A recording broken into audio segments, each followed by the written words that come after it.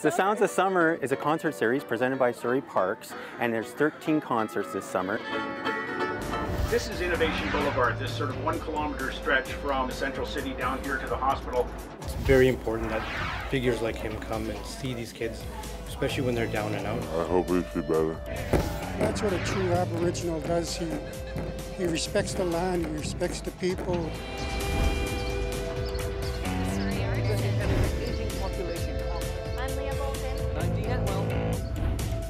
Fraser Focus, a fresh perspective beyond the bridge.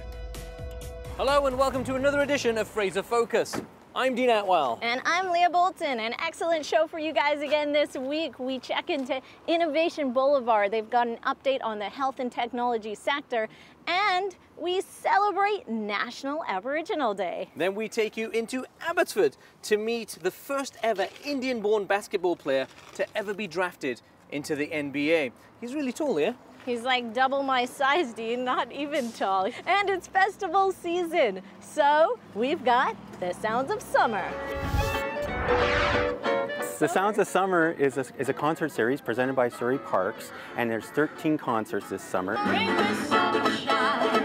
And it used to be a ticketed event, but we decided that to encourage more participation and to expand the program, we started to do it for free.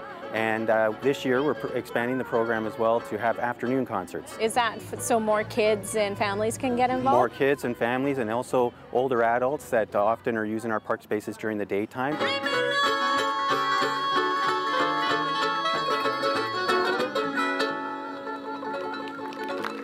You know this band here? I do, Deanna Knight. Fabulous. We just love them. We saw them last year in this summer series, followed around through the summer. Fantastic. I'm bringing beauty back.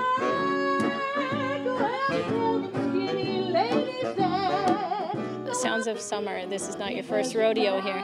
No, we've done this before. Yes. And here comes my favorite song. What is it? All about that bass. Oh, come on, sing it. All about that bass, about that bass. I'm all about the bass, no trouble. I'm all about the bump. A 1 and a 2 and a 1, 2, 3. Will you dance, oh, will you dance, oh, will you dance with me?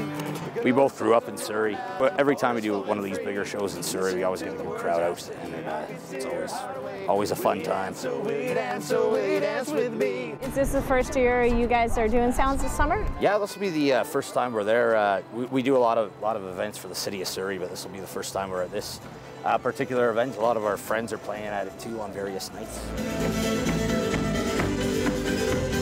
We started off with Celtic, then we visited the country for a bit.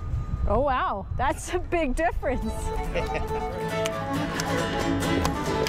Yes, I love it. Oh wait.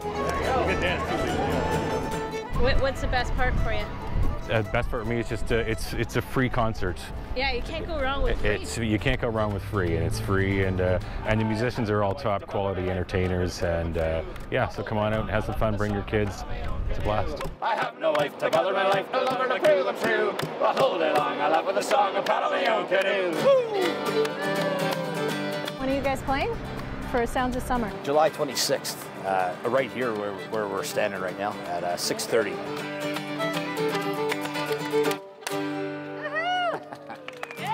Oh, thank you. Well, here in Maple Ridge, we're talking to the Golden Ears Jazz Band, who will be at Holland Park performing on August the 16th. Don't you know each cloud contains? Golden Ears Jazz Band consists of about 18 musicians that just have a love for jazz music. All over the town. We've got saxophones, trumpets, trombones, bass, guitar, keyboard, drums, just a good jazz swing band. The band is a group of community members who get together every week just for a love of jazz. When you hear it thunder, don't run under a tree. Part of being in the performance band, I think, is we need the audience. We need to play for an audience as much as we need to practice our music. Puts the pressure on. Puts the pressure on. Yeah, yeah. You like being under pressure? Not necessarily, but it makes us have a goal that we're working towards all the time. Since I've been here, I guess they've been booked 4 times, but we've gotten rained out the last 2. So we're hoping that because it's a couple weeks earlier, we'll have good weather and it'll be fine and we won't get rained out. On runs till August 30th. We're going to have our wind-up down at Crescent Beach. We're going to have a Neil Young Live Rush tribute band playing there. So, and you can get all the information around the event at visiting the City of Surrey's website, surrey.ca, and search Sounds of Summer, and the entire calendar will come up. Sounds of Summer, Dean. It can happen at any of the parks here in Surrey. The festivities certainly bring the community together. Coming up, we learn more about Innovation Boulevard in Surrey. We'll be right back. When all 8 buildings are complete, we'll be over 1 million square feet, over 15,000 high-paying jobs.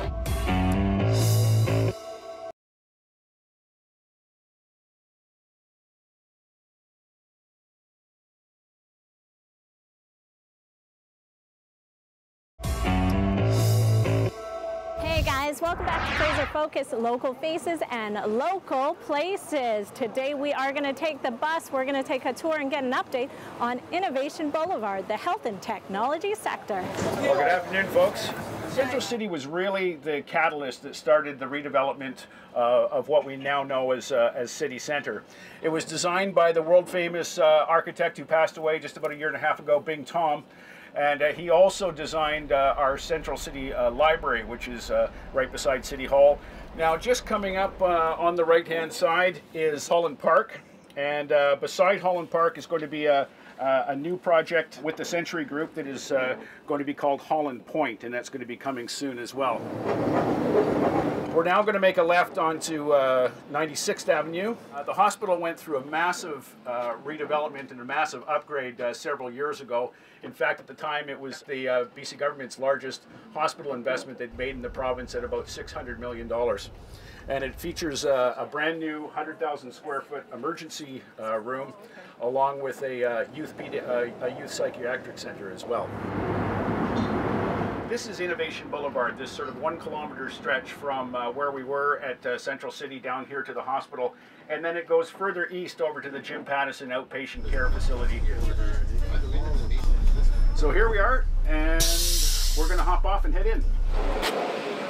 And welcome here to City Centre 1 in the Health and Technology District. There was an opportunity to not only solve healthcare problems, but to attract the researchers, clinicians, entrepreneurs, scientists, and all the inventors and smart people around the world to come and locate themselves right across the street so that they could bring those brilliant ideas, turn them into products, turn them into practices, and turn them into solutions that were going to change the future of our society problems. What was it like? I didn't get to try it. The VR, it was super cool. It's really neat to see how it could actually be involved and implemented into the medical profession as a training tool. Press over, first button to restart. Really, we use simulation so that they can practice before they go into the operating room for the first time. Peri what? Periop sim. Periopsin. So Periop sim is teaching operating room nurses what instrument to pass to a surgeon during surgery. You have the J-wire as well? Welcome to Health and Technology District Tours. I'll be your tour guide today. My name is Ryan Darcy. Just kidding. Right now we're currently in the final stages of City Centre 2. City Centre 3 will be in design and coming online shortly. Following that, City Centre 4 through 8. When all 8 buildings are complete, it will be over 1 million square feet, over 15,000 high-paying jobs, and over $1 billion of annual income to the local economy. Hey guys. The Mayo Clinic is leading the world in solutions around concussion and ice hockey. And they have gone and launched a massive program to find the best technologies in the world. The technology you're looking at is their premier technology for concussion. How's that? Fantastic. Okay, it'll let you know. So we go check your brain. And so it's just going to connect to the headset. It takes a little while, Bluetooth. I think there's a lot of resources of a lot of different kinds. I think with an academic center, a lot of the businesses are able to access researchers and a lot of the innovation space. There's a lot of government services that are clustering both at the civic, the provincial, and the federal level that's consolidated right here. I'm looking at the future, really, what the hospital has to bring, what the technology has to bring, the people coming from all over the world with their technology. That's what I'm interested in. Cucumber. Not a cucumber. Couch. Just testing out my brain power here. We'll be right back here on Fraser Focus in a moment. How tall are you exactly? 7'2". 7 feet? Yeah.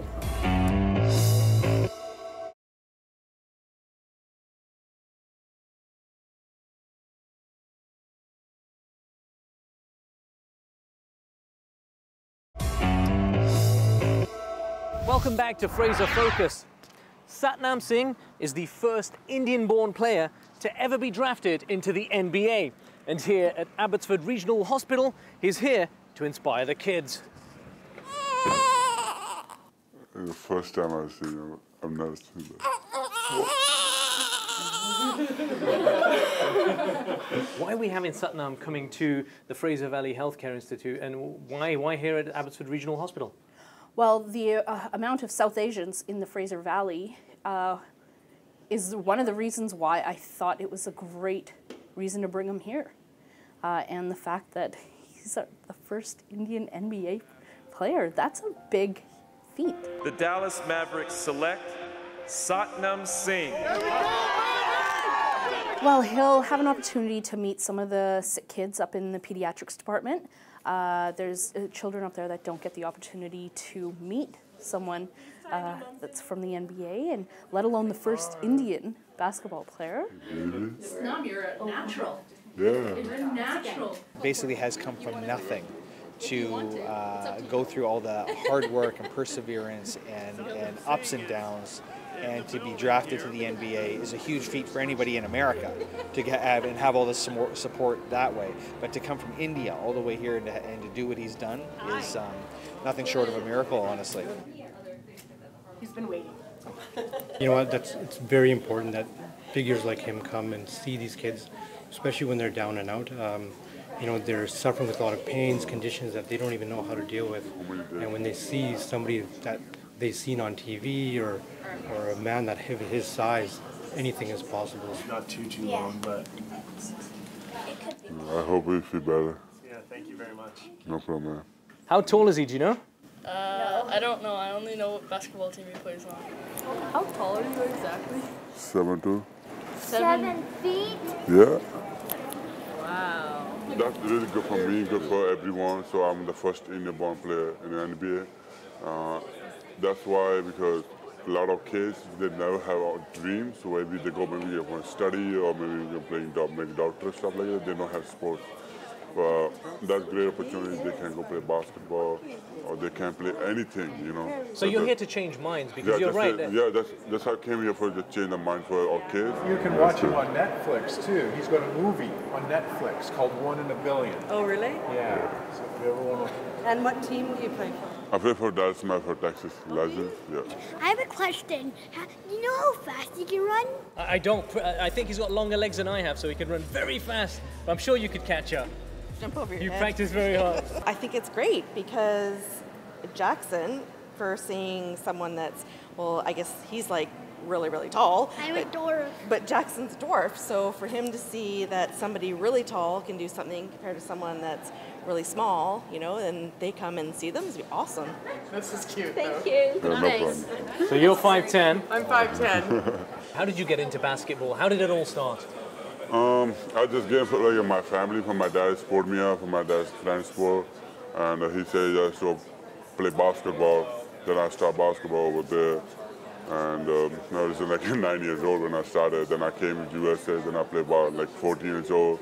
I play over there. First, mom, dad, grandfather, mother, and then game, study, everything. Anywhere we go, there's somebody who recognizes him, somebody wants a picture, somebody wants an autograph, and it's all with a lot of adoration and love. He really strikes a chord with everybody, and I think that comes from him, with the true person that he is. He really believes in people, and people believe in him. Well, we have a program here for youth from 13 to 18 for our whole region in this area. And is that an official NBA size hoop up there? Yeah. It is? You would say that's all right. It is. Well, for kids here, Satnam Singh is definitely becoming a hoop and inspiration to many. You're watching Fraser Focus. More local stories when we come back. The average age of our membership is 70.5 years old.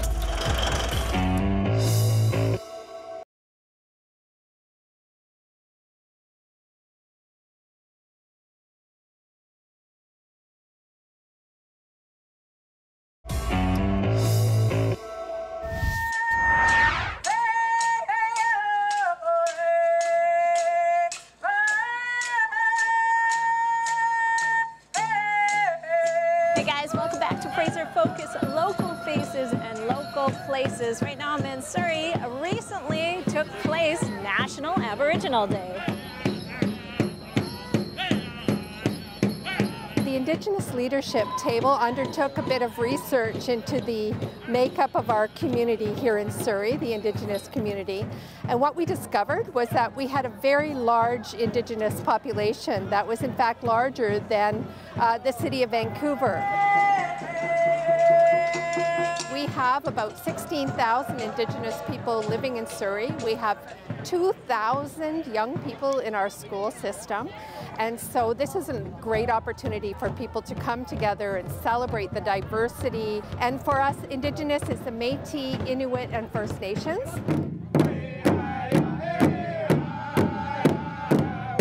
They told us to welcome our people in a certain way. CM and this challenge CM, Haitchka CM Makwelia, Atsuna Athla, Atia Swale.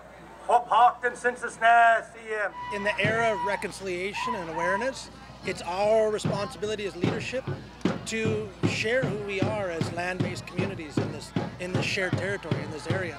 You know, for us to be able to share who we are as Simiama, Katsi, and our relatives Kwantlen, and showcase that to our neighboring communities. Naomi's from Slatin First Nation. She's giving a gift to Semiamu, so Chief Harley, thank you so much for allowing us to do this work on your territory. I think that when Aboriginal Day was first designated back in 2008, it really was around a desire to elevate the status of Aboriginal people throughout Canada.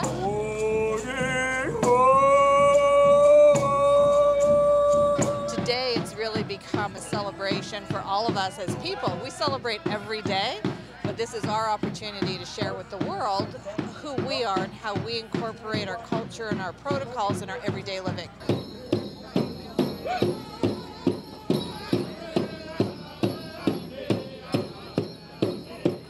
For me, Aboriginal Day is every day, and in my heart, I want to do the best I can for other people and also myself. And that's what a true Aboriginal does. He respects the land, he respects the people, and that's what I'd like to do, to portray that for other people. And then I'll take like carving tools and I'll just whittle it down and turn it into wheels, right? And then I'll carve the spokes and all these with like this. I draw a knife. And then I drill the holes with a brace and bit and just have different size. With these things here? Yeah, so this right here. Okay. And that's my chisel and my mallet that I made. How long did this take you again? This one took me 8 days. 8 days. For how many hours? Probably 70 hours, I would say. Thank you. So this mural features 3 of our youth champions. We have different cultures from all over Canada, so good to share. What's your background? I'm Shuswap from the interior. Do you know what we're celebrating? The Aboriginal Day. I hope we're a little bit wiser. A little bit. But sometimes, you know, when you listen to your grandchildren even, when I listen to my grandchildren, I learn a lot from them. We learn from everybody. We don't know it all. We'll never know it all. Currently under the age of 26. Stay with us here on Fraser Focus. We're heading over to another story, antique agriculture. A lot of it is nostalgia from when we were children and we grew up on farms here, and we like the old tractors and so on. We have all kinds of memorabilia. We got old washing machines, all kinds of things that the pioneers So you used. really are a hoarder. Yeah. The Fraser Valley Antique Farm Machinery is a group of what I call old guys, and I'm the only one that's allowed to call them old. What's the reaction when people see some of these old machines? Some of them just can't believe it, that there's some of them are still around and it still works. It still works. Most of the old timers around know we're here. Yeah. So we get a lot of people just walk up to us, oh, I know your club, so we have this and we want it to go to a good home, so it ends up here. I found out that the average age of our membership, we have about 40 members, is 70.5 years old. And I'm the youngest. Oh, strong like ox. Oh wait, strong like ox. Look at these things, pipes. Yeah. I think we'll have to take the carburetor off and clean it up a little bit. I was born on a farm. I did farm work when I was a kid, and then I'm mechanic and still mechanicking. So what kind of work was done on this John Deere? Just mainly cosmetic. She was in good working order, you'd say? Yeah, they last years and years. This is an interesting model because it has a hand clutch, no foot clutch. So when you want it to get started, after you start it, you put it in gear and you use this to start out. Leah, pick a color, red or green? I'm gonna choose red, just like my motorcycle, Dee. This was made in California for a period of only 2 years. So it's a fairly rare tractor. Only for 2 years. So how many of these would have actually come off the assembly line? 6,000, 7,000. Whoa! A little too much power. Okay, see you guys later. I'm heading back to Langley and Surrey area now. Who knew that driving farm equipment would be so fun? Yeah, and who knew that I wouldn't crash? And that's it for this episode of Fraser Focus, bringing stories from beyond the bridge. Remember, if you have a story that you'd like us to share, please feel free to contact us. I'm Dean Atwell. And I'm Leah Bolton. We'll see you next week.